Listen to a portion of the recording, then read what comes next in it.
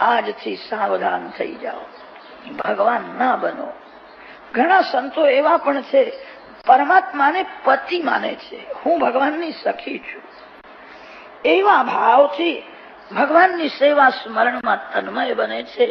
ગીતાજીના 7મા અધ્યાયમાં એવું વર્ણન છે, જીવ સ્ત્રી છે, કોઈ જીવ પુરુષ થઈ શકે નહીં. જીવ પ્રકૃતિ રૂપ માન્યો છે. પરમાત્માની પરા પ્રકૃતિ એ જીવ છે, જીવ સ્ત્રી છે. શાસ્ત્રોમાં સ્ત્રીનું લક્ષણ બતાવ્યું છે, જેને ભય લાગે એને સ્ત્રી કહે છે, જે નિર્ભય છે પુરુષ છે. જીવને ભય લાગે છે તેથી એ સ્ત્રી છે. શાસ્ત્રોમાં સ્ત્રીનું લક્ષણ બતાવ્યું છે, જે પરતંત્ર છે એ સ્ત્રી છે, અને જે સ્વતંત્ર છે એ જ પુરુષ છે. કોઈ જીવ સ્વતંત્ર થઈ શકે નહીં, બધા જીવ પરતંત્ર છે. જે પરતંત્ર છે એ જ સ્ત્રી છે. જીવ કામના અધીન છે. ઘણા લોકોને એવી ઈચ્છા છે, મને કોઈ દિવસ ક્રોધ આવે નહીં, તો પણ ક્રોધ આવી જાય છે. જીવ સ્વતંત્ર ક્યાં છે? આજકાલ કેટલાક લોકો પોતાને સ્વતંત્ર સમજીને અક્કડમાં ચાલે છે. મને કહેનાર પૂછનાર કોઈ નથી, હું સ્વતંત્ર છું. ભૂલ છે. જીવ સ્વતંત્ર નથી, જીવ પરતંત્ર છે. કલયુગનો માનવ તો એક તુચ્છ વસ્તુનો પણ ગુલામ થયો છે. પાન તમાકુ વિના ચાલતું જ નથી. કેટલીક માતાઓ કથામાં પણ છીકણીની ડાબડી લઈને જ આવે, છીકણી વિના ચાલતું નથી. ઘરમાં મૂકીને આવે તો કઈ વાંધો છે? માનવ કહે છે કે હું સ્વતંત્ર છું. કલયુગનો માનવ એક તુચ્છ વસ્તુનો પણ ગુલામ થયો છે. ભાગવતની કથા સાંભળો છો, તમારાથી બને તો એક નિયમ લેજો. મારા ભગવાન જેનો સ્વીકાર કરતા નથી એ કોઈ દિવસ મારે લેવું નથી. મારા ભગવાન જેનો સ્વીકાર કરે તે જ હું લઈશ. ભગવાનને કોઈ દૂધ અર્પણ કરે તો દૂધનો ભગવાન સ્વીકાર કરે છે, પણ કદાચ કોઈ ભગવાનને ચા અર્પણ કરવા જાય તો ભગવાન ના પાડે છે કે હું ચાલે તો નથી, ચા ન લેવાય. ઘણા વૈષ્ણવોના મનમાં ખટકે છે, ભગવાનને અર્પણ કર્યા વિના પાણી પણ પીવું નહીં તો ચા કેમ લેવાય? પછી ભગવાનને દૂધ અર્પણ કરે છે અને તે પ્રસાદી દૂધ ચામાં નાખી દે છે અને કહે છે હવે ચા પણ પ્રસાદી થઈ ગઈ ને, ચા કેવી રીતે પ્રસાદી થાય? મનને સમજાવે છે. ભગવાનને પાન સોપારી તમે અર્પણ કરો એનો સ્વીકાર ભગવાન કરે છે, પણ કદાચ ભગવાનને કોઈ તમાકુ અર્પણ કરવા જાય તો ભગવાન ના પાડે છે. તમાકુ ખાય, તમાકુ સૂંઘે, તમાકુ પીએ એને બહુ બહુ પાપ લાગે. તમાકુ તો તનને બગાડે છે, મનને બગાડે છે. જેનો સ્વીકાર ભગવાન પણ કરતા નથી એ તમે કેમ લો છો? મારા ભગવાન લેતા નથી એટલે મારે લેવું નથી. કલયુગનો માનવ એક તુચ્છ વસ્તુનો ગુલામ થયો છે, પોતાને સ્વતંત્ર સમજે છે. જીવ પરતંત્ર છે, જે પરતંત્ર છે એને જ સ્ત્રી કહે છે. ઘણા સંતો પરમાત્માને પતિ માને છે, હું ભગવાનની સખી છું. સખી ભાવમાં, ગોપી ભાવમાં તન્મય થઈને ભગવાનના ગોલોક ધામમાં જાય છે. હવે કોઈ માનવ સાથે રમવું નથી, હવે ભગવાન સાથે જ રમવું છે. એવા ભક્તો ભગવાનના ગોલોક ધામમાં દિવ્ય ગોપી ભાવ ધારણ કરીને જાય છે, પરમાત્મા સાથે રમે. પરમાત્માને પતિ માનો, પરમાત્માને પિતા માનો, પરમાત્માને સ્વામી માનો. ઈશ્વર સાથે કોઈ પણ એક સંબંધ રાખો. ધ્રુવજીએ સંબંધ જોડ્યો હતો, પરમાત્મા મારા પિતા છે, એમનો હું બાળક છું. ધ્રુવજી મહારાજ મૃત્યુના માથે પગ મૂકીને વૈકુંઠ ધામમાં ગયા. ગઈકાલે કથા વર્ણન કરી છે. મૃત્યોર્મૂર્ધ્નિ પદં દત્વા આરુરોહાદભુતં ગ્રહમ. ધ્રુવ ચરિત્રના સમાપ્તિમાં મૈત્રેય ઋષિએ કહ્યું હતું, આ ધ્રુવ ચરિત્રની કથા એકવાર કચ્છ પ્રાંતમાં નારાયણ સરોવર છે, ત્યાં પ્રચેતાઓએ મોટો યજ્ઞ કર્યો હતો. તે યજ્ઞમાં દેશ દેશમાંથી અનેક સંત મહાત્માઓ ગયા હતા. નારદજી મહારાજ પણ પધાર્યા હતા. પ્રચેતાઓના યજ્ઞમાં સંત સભામાં નારદજીએ ધ્રુવ ચરિત્રની કથા કરી હતી, જે કથા આપને મેં સંભળાવી છે. વિદુરજીએ પ્રશ્ન કર્યો, આ પ્રચેતાઓ કોણ છે? કે તે પ્રચેતસો નામ કસ્યાપત્યાનિ સુરત કસ્યાન્વવાયે પ્રખ્યાતા કુત્ર વા સત્રમાસતે.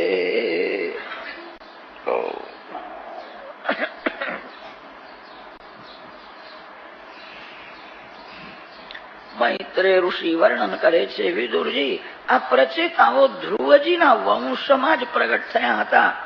ધ્રુવજીના વંશની કથા તમે સાંભળો તો પ્રચેતાઓનું ચરિત્ર આવી જશે.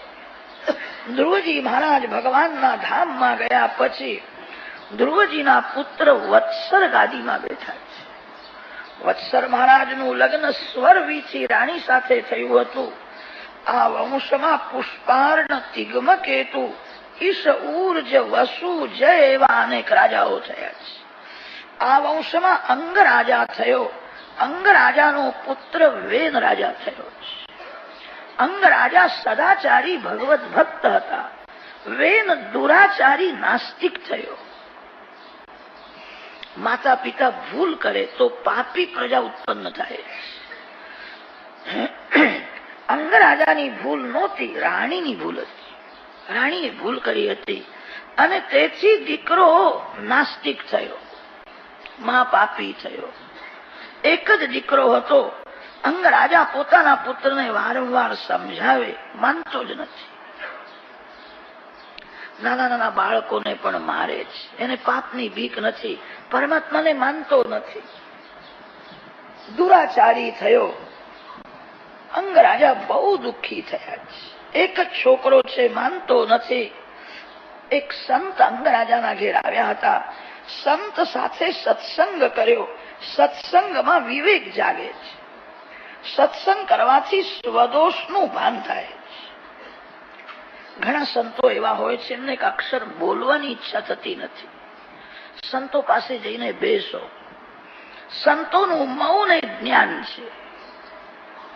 સંત જગતને કેવી રીતે જુએ છે, સંત શું કરે છે, સંતનો વ્યવહાર જ્ઞાન ભક્તિથી ભરેલો હોય. સત્સંગથી જ લાભ થાય છે. સત્સંગ કર્યો. તે સત્સંગમાં સંતે અંગરાજાને કહ્યું, ભગવાન જે સ્થિતિમાં રાખે એ સ્થિતિમાં ભગવાનના ઉપકાર માનવા. ભગવાનના દર્શન જલ્દી થતા નથી. શ્રી કૃષ્ણ કૃપાના દર્શન કરો. મારા ઉપર બહુ કૃપા છે, બહુ કૃપા છે. મારા ઉપર પ્રભુએ જેવી કૃપા કરી છે એવી કોઈ જીવ ઉપર કરી નથી. હું જે ભક્તિ કરું છું તે બહુ જ ઓછી છે. ભગવાનની મારા ઉપર અતિશય કૃપા છે. વારંવાર એવું ચિંતન કરો.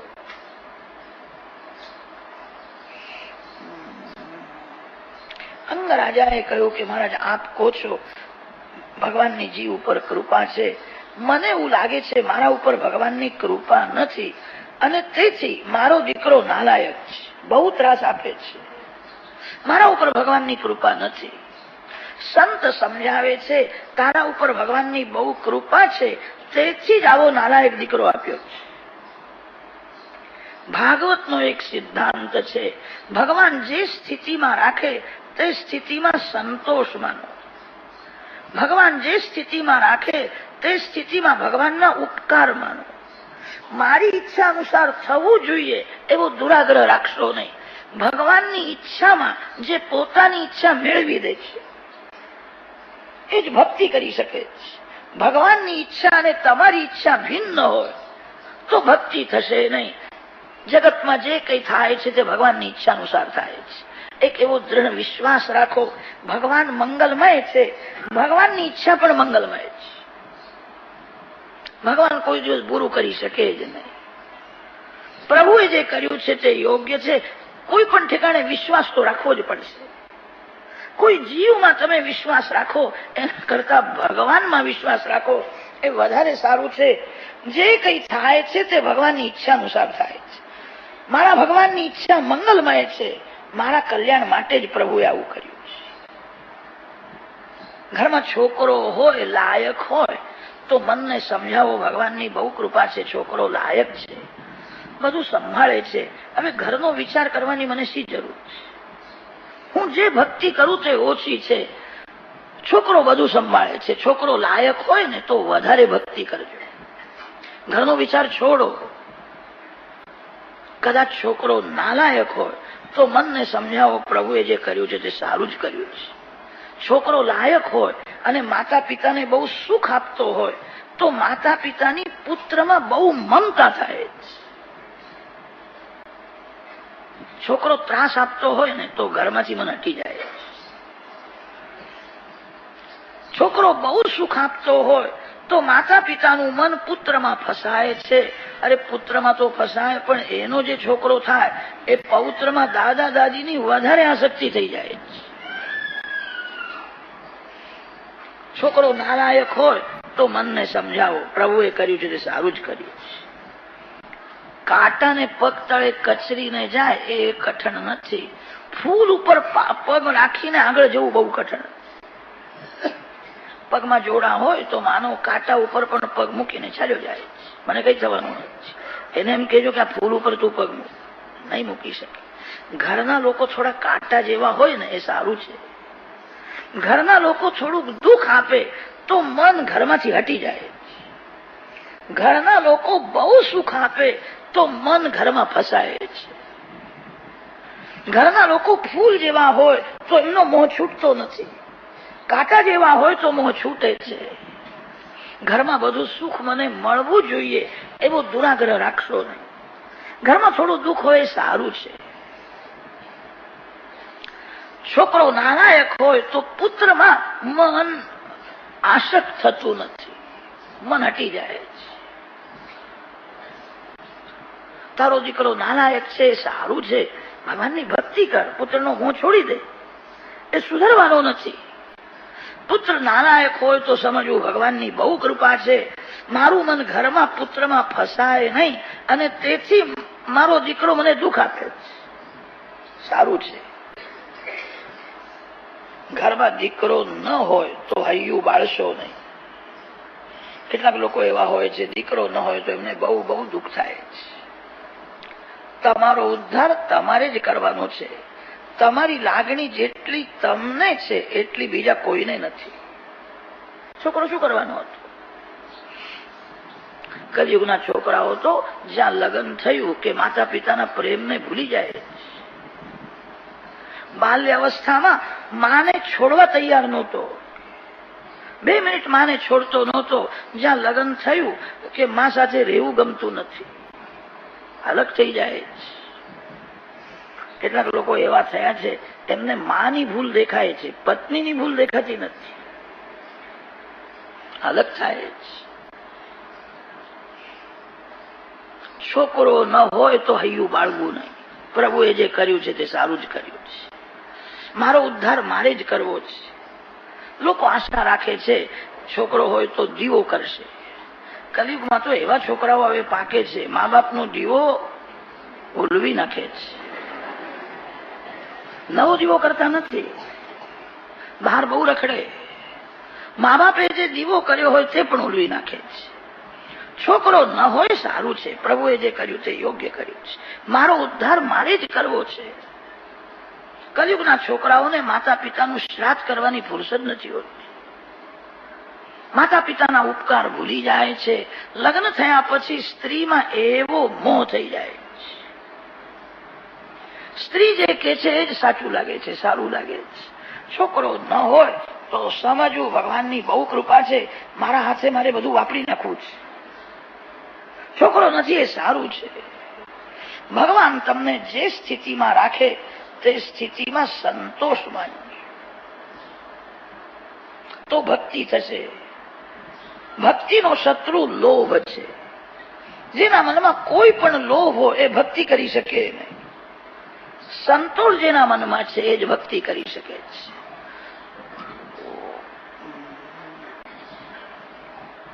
દક્ષિણ ભારતમાં પંઢરપુર છે. તમે કોઈ વખત ગયા હશો. પંઢરપુરમાં શ્રી વિઠ્ઠલનાથજી મહારાજ વિરાજેલા છે. ભગવાનના દર્શનમાં મન ધરાતું જ નથી. કેડમાં બે હાથ રાખ્યા છે. ભગવાનનું સ્વરૂપ અતિ સૌમ્ય, અતિ સુંદર, અતિ શાંત છે.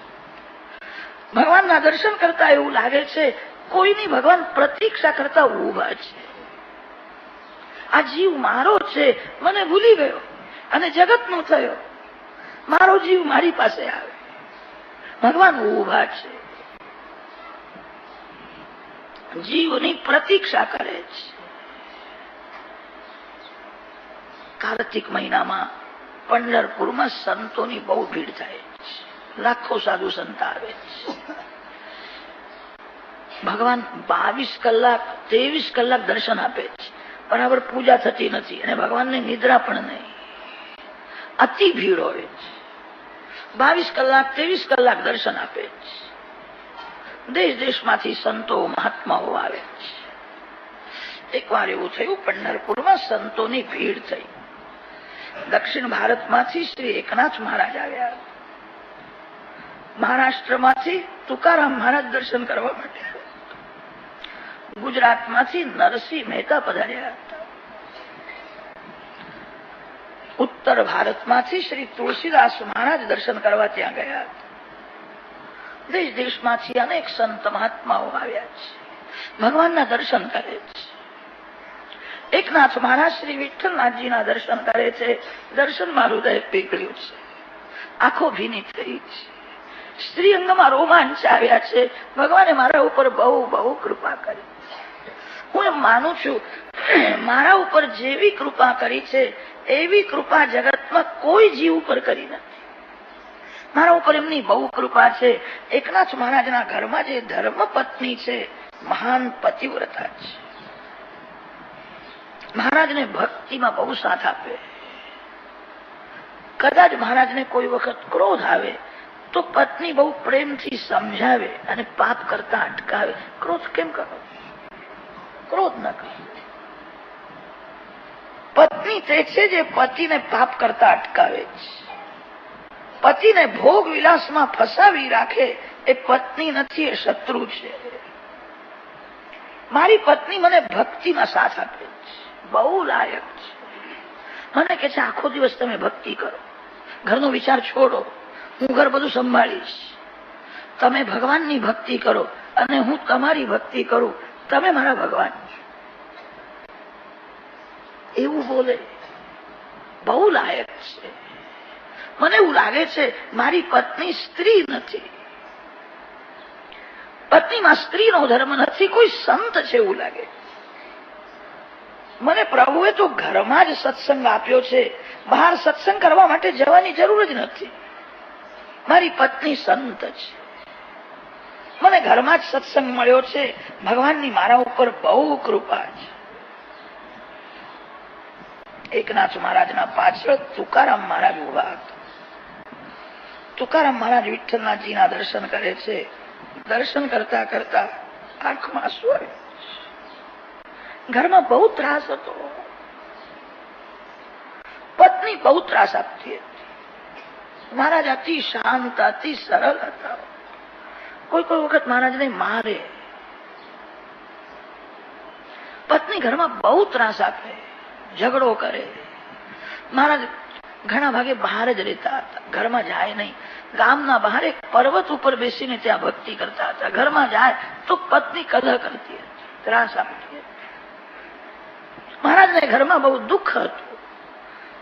તુકારામ મહારાજે વિચાર કર્યો, મારા પ્રભુએ જે કર્યું છે એ યોગ્ય કર્યું છે. મારા ભગવાનને ખોટું કરતા આવડે જ નહીં. મારી પત્ની મને ત્રાસ આપે છે અને તેથી મારું મન સંસારમાંથી હટી ગયું છે. પત્ની સુખ આપે તો એના પાછળ પડવાનો હતો. મારા ભગવાન બધું જાણે છે. તુકારામને ઘરમાં સુખ ન મળે તો મારી ભક્તિ કરશે. એને પત્ની બહુ સુખ આપે તો એ પત્નીની ભક્તિ કરશે. મારું મન પત્નીમાં ફસાય નહીં. પત્ની દુઃખ આપે છે, બહુ સારું છે, તેથી મારું મન ઘરમાંથી હટી ગયું છે. કોઈ વખત મને ઘર યાદ જ આવતું નથી. પત્ની ત્રાસ આપે છે, સારું છે, મારા ઉપર બહુ કૃપા છે અને તેથી મને પત્ની ત્રાસ આપે. મારા ભગવાનને ખોટું કરતા આવડે જ નહીં. એકનાથ મહારાજને પત્ની બહુ અનુકૂળ છે, એ કે છે મારા ઉપર બહુ કૃપા છે. તુકારામ મહારાજને પત્ની બહુ ત્રાસ આપે છે, એ મનને સમજાવે છે મારા ઉપર બહુ કૃપા છે, એ મને ત્રાસ આપે છે, દુઃખ આપે છે, તેથી તો હું ભગવાનની ભક્તિ કરું છું. મારી પત્નીમાં મમતા ન થાય, તેથી પ્રભુએ આવી લીલા કરી છે. ભગવાન જે કરે છે તે યોગ્ય છે. એમના પાછળ તુલસીદાસ મહારાજ ઉભા. તુલસીદાસ મહારાજ દર્શન કરે.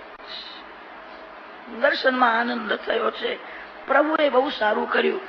મારા પત્નીએ મારું અપમાન કર્યું, મારો બહુ તિરસ્કાર કર્યો. પિયરમાં એને હું પ્રેમથી મળવા માટે ગયો હતો, મારો એને બહુ તિરસ્કાર. સારું થયું, મારા ઉપર ભગવાનની બહુ કૃપા છે અને તેથી તો પત્નીએ મારો તિરસ્કાર કર્યો. પ્રભુએ જે કર્યું છે તે યોગ્ય છે. એમના પાછળ નરસિંહ મહેતા ઉભા છે. મહેતાજી ભગવાનના દર્શન કરે છે. એમના પત્નીનું મરણ થયું હતું.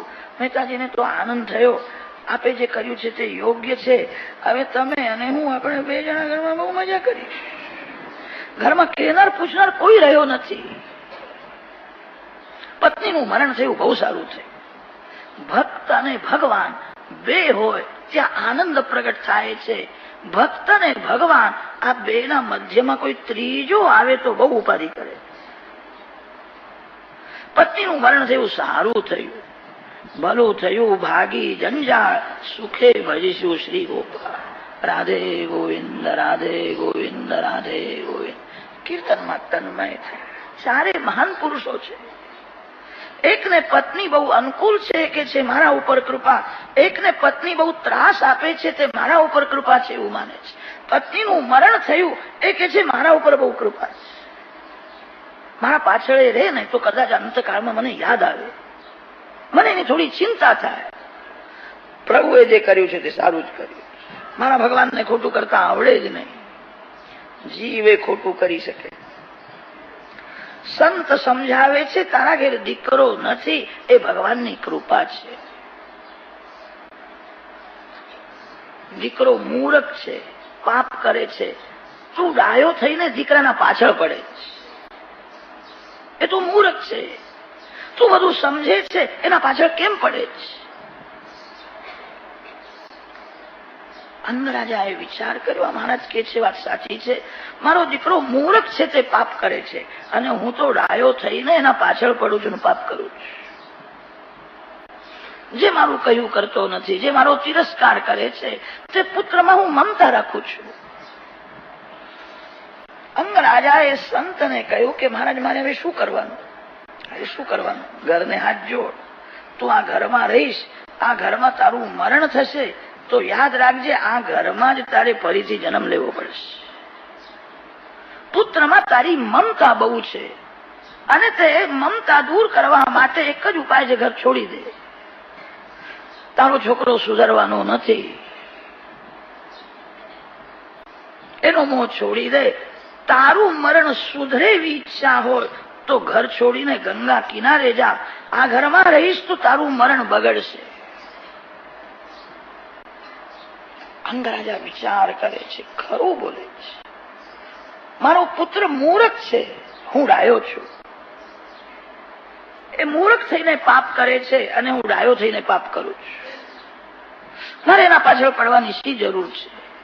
ભગવાન બધાને સદબુદ્ધિ આપે, ભગવાન સર્વનું કલ્યાણ કરે. ઘરમાં બધા સૂતેલા હતા. મધ્યરાત્રિના સમયે ઘરને હાથ જોડ્યા. મારું ઘર ભગવાનના ચરણમાં છે. હવે હું જઉં છું. કોઈને રાજમહેલનો ત્યાગ કરીને ગંગા કિનારે ગયા. આ પરમાત્માનું આરાધન કરીને કૃતાર્થ થયા છે. વેન ગાદીમાં બેઠો. વેન રાજાના રાજ્યમાં પ્રજા બહુ દુઃખી થઈ. વેન ધર્મને માનતો નથી, ઈશ્વરને માનતો નથી. બ્રાહ્મણો વેન રાજાને સમજાવવા માટે ગયા છે. વેદ રાજાએ માન્યું નહીં, બ્રાહ્મણોને મારવા માટે દોડે છે. બ્રાહ્મણો પાસે મંત્ર શક્તિ હતી, ત્યારે બધા બ્રાહ્મણોના ચરણમાં વંદન કરતા હતા. યંત્ર કરતા પણ મંત્ર શ્રેષ્ઠ છે. 1000 યંત્રથી જે કામ થતું નથી એ કામ એક મંત્રથી થાય. મહાભારતમાં વર્ણન આવે છે, દ્રોણાચાર્યએ બ્રહ્માસ્ત્ર છોડ્યું. બ્રહ્માસ્ત્ર ગાયત્રી મંત્રથી બને છે. બ્રાહ્મણો પાસે એવી મંત્ર શક્તિ હતી. આ યંત્ર યુગમાં મંત્ર શક્તિ હવે રહી નથી. યંત્ર યુગમાં પવિત્રતા નથી. પવિત્રતા ન હોય તો મંત્ર સફળ થાય નહીં.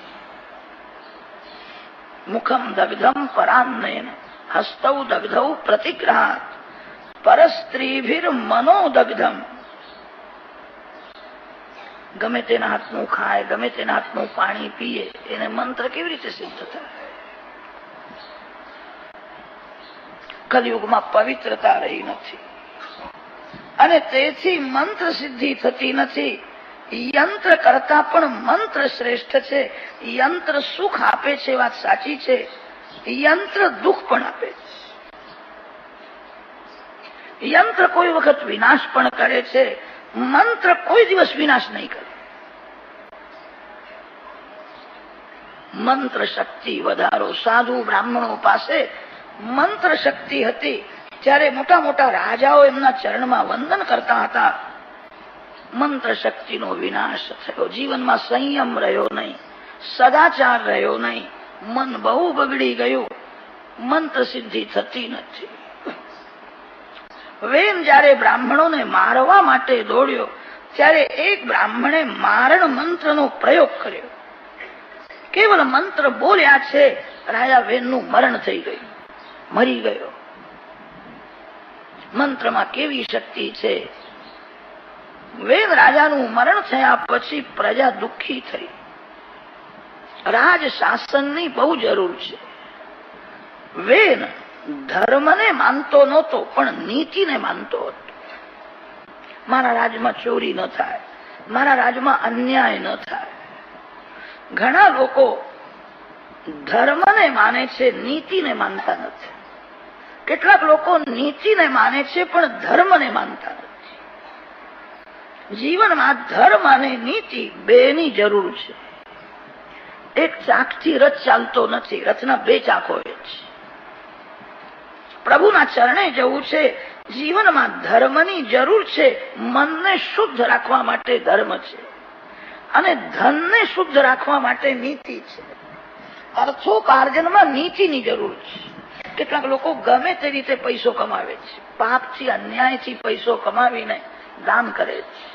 એ બહુ સારું નથી. અર્થોપાર્જનમાં નીતિની જરૂર છે અને મનને શુદ્ધ રાખવા માટે ધર્મની જરૂર છે. શાસ્ત્રોમાં વર્ણન છે, જે ધર્મને નીતિનો સાથ નથી એ ધર્મ વિધુર છે. જે નીતિમાં ધર્મ નથી એ નીતિ વિધવા છે.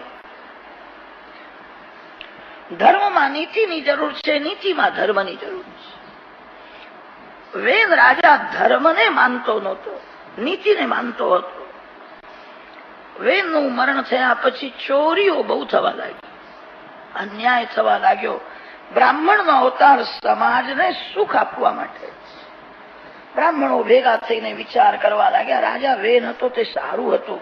રાજા વિના પ્રજા દુઃખી થાય છે. આ વંશનો વિનાશ ન થાય. બ્રાહ્મણો પાસે એવી મંત્ર શક્તિ હતી. બ્રાહ્મણોએ વેદ રાજાના શરીરમાંથી પાપ બધું બહાર કાઢ્યું. શરીરમાં 3 ભાગ હોય છે. પગથી દૂટી સુધીનું જે અંગ છે એને અધમાંગ કહે છે. દૂટીથી ગળા સુધીનું જે અંગ છે એને મધ્યમાંગ કહે છે. ગળાથી ઉપરનું જે અંગ મસ્તક છે એ ઉત્તમાંગ છે. દૂટીથી નીચેનો ભાગ એને અધમાંગ કહે છે. અધમાંગમાં જ બધું પાપ હોય છે. શાસ્ત્રોમાં તો એવું લખ્યું છે, દૂટીથી નીચેનો જે ભાગ છે તે બહુ અપવિત્ર છે. સ્પર્શ થાય તો હાથ ધોવો જોઈએ, એવું લખ્યું છે. દૂટીથી પગ સુધીનું અંગ અધમાંગ છે. અધમાંગમાં જ પાપ હોય છે. બ્રાહ્મણો પાસે એવી મંત્ર શક્તિ હતી. મંત્ર શક્તિ દ્વારા વેદ રાજાના શરીરમાં જે પાપ હતું એ પાપને બહાર કાઢ્યું. બ્રાહ્મણો વેદ મંત્ર બોલી નારાયણની સ્તુતિ કરે છે. અમારી ઈચ્છા છે આ વંશનું રક્ષણ કરો, આ વંશનો વિનાશ ન થાય. જે બ્રાહ્મણ 3 વાર બરાબર સંધ્યા કરે છે, જેને ગાયત્રીના 3 પુરસ્ચરણ કર્યા છે, 24 લાખનું એક પુરસ્ચરણ થાય છે, એ બ્રાહ્મણ જે બોલે તે ભગવાન સાચું કરે છે. બ્રાહ્મણ એ જ ભગવાનનું મુખ છે. બ્રાહ્મણોને લાગણી થઈ આ વંશનો નાશ ન થાય, આ વંશ વધવો જોઈએ. સ્વયંભૂ મનુનો વંશ છે. ભગવાનની પ્રાર્થના કરે છે તમારા જેવો દીકરો થાય એવી કૃપા કરો. ભગવાને કહ્યું કે મારા જેવો તો હું જ છું, મારા જેવો બીજો કોઈ મળતો નથી. બ્રાહ્મણોનું વચન સત્ય કરવા માટે ભગવાન પૃથુ રાજાના સ્વરૂપે પ્રગટ થયા છે. ભગવાનનો એ અંશાવતાર છે. પૃથુ રાજાને રાજ્યાભિષેક કર્યો છે. પૃથુ મહારાજ પ્રજાની પૂજા કરે છે, આખો દિવસ પૂજા કરે છે. જે પૂજાની સમાપ્તિ કરે છે એના હાથે પાપ થાય છે. જે સર્વકાળ પૂજા કરે એના હાથે પાપ થતું નથી. તમારું પાપ છૂટી જાય એવી ઈચ્છા હોય, આખો દિવસ પૂજા કરો, પૂજાની સમાપ્તિ ન કરો. કદાચ તમને શંકા થશે મહારાજ આખો દિવસ પૂજા કરવાની, અમારે પ્રવૃત્તિ બધી છોડવી પડશે. પ્રવૃત્તિમાં પણ પૂજા કરો. ભગવાનની પૂજા કેવલ મંદિરમાં જ થાય છે એવું નથી. ભગવાન સર્વનો આધાર છે. ભગવાન સર્વશક્તિમાન છે. ભગવાન સર્વ કાળમાં વિરાજેલા છે. દેશ કાળની ઉપાધિ ઈશ્વરને નથી. ઈશ્વર સર્વમાં અને સર્વકાળ વિરાજેલા છે. ભગવાનની પૂજા કેવલ મંદિરમાં જ થાય છે એવું નથી. સર્વકાળ થાય છે, સર્વ ઠેકાણે થાય છે. માર્ગે ચાલતા પણ ભગવાનની પૂજા કરો. જે માર્ગમાં ભગવાનની પૂજા કરતો નથી એનું મન બગડે છે, એ પાપ કરે છે. કોઈ પણ જીવને ઈશ્વરનું સ્વરૂપ સમજીને બોલો, જીવને ઈશ્વરનું સ્વરૂપ સમજીને વ્યવહાર કરો. જીવ ઈશ્વરનો અંશ છે એવું ધ્યાનમાં રાખીને એને જુઓ. કોઈને પણ ઈશ્વરથી અલગ ન કરો. બધાનો આધાર ભગવાન છે. જે દેખાય છે એને ઈશ્વરનો અંશ માની સ્વરૂપ સમજીને જુઓ. કોઈ જીવ ઈશ્વરથી અલગ થઈ શકે નહીં. વ્યાસ મહર્ષિએ બ્રહ્મસૂત્રોમાં જીવાત્માનું સ્વરૂપ વર્ણન કરતા ઋષિઓના મત આપ્યા છે. જૈમિની ઋષિ આવું કે છે, અવડુલોમી ઋષિ આવું કે છે, આસ્મરત્ય ઋષિનો આ સિદ્ધાંત છે. અનેક ઋષિઓના મત આપ્યા છે. જીવાત્માના સ્વરૂપમાં ઋષિઓનો થોડો થોડો મતભેદ છે. અંતઃકરણ પ્રતિબિંબિત ચૈતન્ય જીવા, અંતઃકરણોપહિતં ચૈતન્ય જીવા, અંતઃકરણાવચ્છિન્ન ચૈતન્ય જીવા. આ ઋષિ આવું માને છે, આ ઋષિ આવું માને છે. ઋષિઓમાં થોડો થોડો મતભેદ તો દેખાય છે, પણ કોઈ ઋષિ જીવને ઈશ્વરથી અલગ માનતા નથી. જીવ ઈશ્વરનો અંશ છે, ઈશ્વરનું જ સ્વરૂપ છે. જીવ અને ઈશ્વરમાં જે ભેદ દેખાય છે એ વાસ્તવિક ભેદ નથી, ઔપાધિક ભેદ છે. ભેદ બે પ્રકારનો હોય છે, વાસ્તવિક ભેદ અને ઔપાધિક ભેદ. ગાય અને ઘોડો એનો જે ભેદ છે એ વાસ્તવિક ભેદ છે. ગાય કોઈ દિવસ ઘોડો થઈ શકે જ નહીં. જીવ ઈશ્વરનો જે ભેદ છે એ વાસ્તવિક નથી, ઔપાધિક ભેદ છે. ડાંગર અને ચોખામાં જેવો ભેદ છે એવો જીવ ઈશ્વરનો ભેદ છે. ડાંગર એ ચોખા છે, ચોખા એ ડાંગર છે. ચોખાનો ભાત થાય, ડાંગરનો ભાત થતો નથી. ડાંગર અને ચોખામાં જે ભેદ ભાસે છે એ વાસ્તવિક ભેદ નથી, ઔપાધિક ભેદ છે. ચોખા ઉપર છોડ હોય ત્યારે લોકો એને ડાંગર કહે છે. ડાંગરને થોડો માર પડે અને છોડ નીકળી જાય તો અંદર ચોખાનો દાણો છે. જે ચેતન ઉપર માયાનું આવરણ છે, માયાના આવરણ સાથે જે ચેતન છે તે જીવ છે. જેને માયાનો સ્પર્શ નથી, માયા રહિત જે ચેતન છે તે ઈશ્વર છે. જીવ અને ઈશ્વરમાં વાસ્તવિક ભેદ નથી, ઔપાધિક ભેદ છે. જે ચેતન ઉપર માયાનું આવરણ છે એને જીવ કહે છે. જેને માયાનો સ્પર્શ નથી, માયા રહિત શુદ્ધ ચેતન એ જ ઈશ્વર છે. કોઈ પણ જીવને ઈશ્વરથી અલગ ન કરો. જીવને ઈશ્વરનું સ્વરૂપ સમજીને બોલો, જીવને ઈશ્વરનું સ્વરૂપ સમજીને વ્યવહાર કરો, તમારું પાપ છૂટી જશે. કેટલાક લોકો મંદિરમાં તો ભક્તિ કરે છે, પણ મંદિરમાંથી બહાર નીકળ્યા પછી એમને ભગવાન દેખાતા નથી. એમને મંદિરમાં મૂર્તિમાં ભગવાનની ભાવના થાય છે, પણ માનવ શરીરમાં ભગવાનની ભાવના થતી નથી. માનવમાં ભગવાનની ભાવના કરે તો જગતનું ઘણું દુઃખ ઓછું થઈ જાય. માનવમાં ભગવાનની ભાવના કરે તો મન બગડે નહીં. માનવ એવું સમજે છે મંદિરમાં જ ભગવાન બેઠા છે. જે ભગવાન વૈકુંઠમાં છે, જે ભગવાન મંદિરમાં છે, એ ભગવાન પ્રત્યેક માનવ શરીરમાં પણ છે. તમારા આંખને જોવાની શક્તિ ભગવાન આપે છે, સાંભળવાની શક્તિ ભગવાન આપે છે. અંદર ભગવાન ન હોય તો માનવ કાન હોવા છતાં બહેરો થઈ જાય. અંદર ભગવાન છે તે ઇન્દ્રિયોને શક્તિ આપે છે. પ્રત્યેક માનવને ભગવદ ભાવથી જુએ. કોઈ પણ જીવને ઈશ્વરથી અલગ ન કરો. તમને બહુ શાંતિ મળશે, જ્ઞાનથી શાંતિ મળે છે. જીવ દુઃખી થાય છે એનું કારણ અજ્ઞાન હોય છે. ઘરના બધા જીવોને ઈશ્વરનું સ્વરૂપ સમજીને વ્યવહાર કરો. તમારા ઘરમાં ઝઘડો થશે નહીં. ઘરમાં જે જીવ છે તે બધા જ ઈશ્વરના સ્વરૂપો છે. અનેક વાર એવું થાય છે, છોકરો નુકસાન કરે, છોકરો ભૂલ કરે તો માતા પિતા હસે છે. માતા પિતાને જરાય ખોટું લાગતું નથી, છોકરો મારો છે. છોકરો નુકસાન કરે છે, ભૂલ કરે છે, જરાય દુઃખ થતું નથી. કદાચ નોકર નુકસાન કરે તો, નોકર કઈ ભૂલ કરે તો ક્રોધ આવે છે. કેટલાક નોકરને સંભળાવે છે, તને અક્કલ નથી, તું મૂર્ખ છું. લાકડીનો માર ભૂલાય, શબ્દનો માર ભૂલાતો નથી. કોઈને પણ શબ્દથી મારશો નહીં. નોકર સાંભળશે, એને દુઃખ થશે, મારી ભૂલ થઈ ત્યારે મને ગાળો આપી હતી.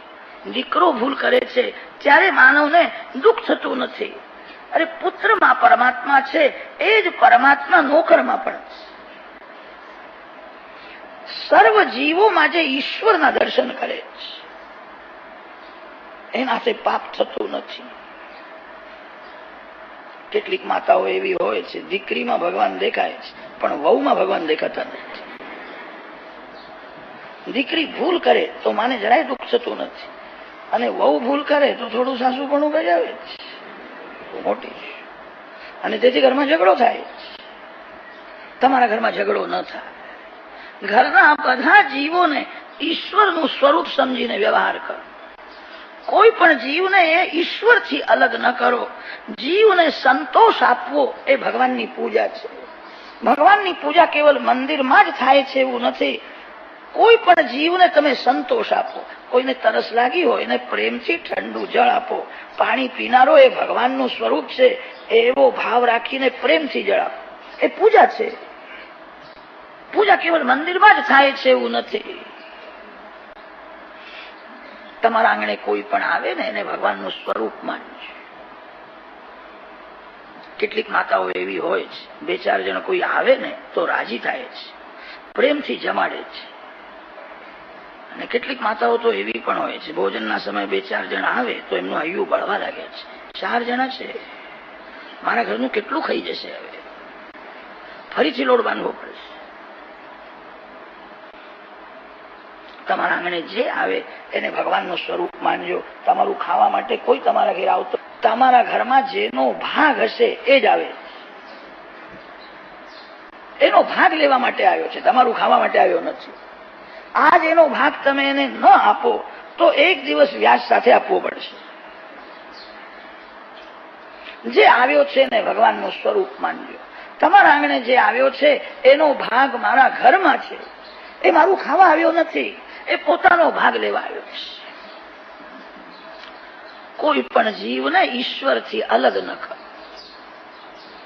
જીવને ઈશ્વરનું સ્વરૂપ સમજીને વ્યવહાર કરો તો તમારો વ્યવહાર ભક્તિમય થશે. પૃથુ મહારાજ આખો દિવસ પૂજા કરતા હતા. એનો અર્થ એ છે મારા રાજમાં કોઈ દુઃખી ન થાય, મારા રાજમાં કોઈ ભૂખ્યો ન રહે, મારા રાજમાં કોઈ ઉઘાડો ફરે નહીં, મારા રાજમાં કોઈના ઘેર ઝઘડો થાય નહીં. બધાને સુખી કરવાની એમની ભાવના છે. તમને સુખ જોઈએ છે, તમે બીજાને સુખ આપશો તો જ તમે સુખી થશો. તમે બીજાને જે આપો છો એ તમને મળવાનું છે. બીજાને તમે દુઃખ આપશો તમે દુઃખી થશો. કોઈ માનવ સાથે તમે કપટ કરશો, તમારી સાથે કોઈ કપટ કરશે. આ સંસાર ભાવમય છે. જીવને ઈશ્વરનું સ્વરૂપ માનીને સંતોષ આપે એ ભગવાનની ભક્તિ છે. યેન કેન પ્રકારેણ યસ્ય કસ્યાપી દેહિનઃ સંતોષમ જનયેદ્રામ તદેવેશ્વર પૂજનમ. પૃથુ મહારાજ આખો દિવસ પૂજા કરે છે. એનો અર્થ એ થાય છે મારા રાજમાં કોઈ દુઃખી ન થાય, કોઈ ભૂખ્યો ન રહે. પૃથુ રાજાના રાજમાં પ્રજા સુખી થઈ છે. જ્યાં ધર્મ છે ત્યાં ધરતીમાં બધું જ આપે છે. જ્યાં ધર્મ નથી ત્યાં ધરતીમાં બધું ગળી જાય છે. વાછડો હોય ને તો જ ગાય માતા દૂધ આપે છે. વાછડો ન હોય તો ગાય માતા બધું દૂધ ગળી જાય. ગાયમાં દૂધ હોય છે પણ વાછડો હોય તો જ ગાય દૂધ આપશે. ધર્મ દીકરો છે અને ધરતી માં છે.